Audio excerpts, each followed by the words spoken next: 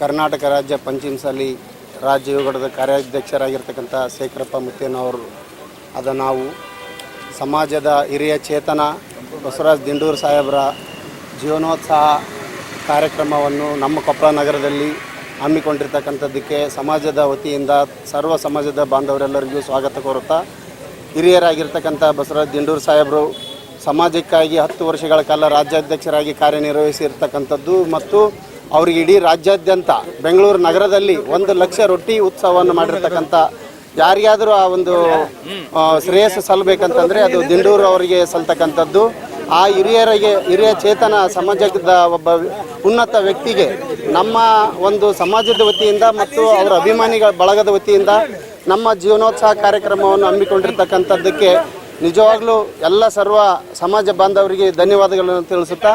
ಆ ಹಿರಿಯ ಚೇತನ 5,000 ಹಳ್ಳಿಗಳನ್ನು ಇಡೀ ರಾಜ್ಯಾದ್ಯಂತ ಸಮಾಜದ ಸಂಘಟನೆಗಾಗಿ ಹೋರಾಟ ಮಾಡಿರ್ತಕ್ಕಂಥದ್ದು. ಸಮಾಜದ ಪ್ರತಿಯೊಂದು ಹಳ್ಳಿಯಲ್ಲೂ ಕೂಡ ಕಾರ್ಯಕ್ರಮವನ್ನು ಅವರು ಸಮಾಜದ 5,000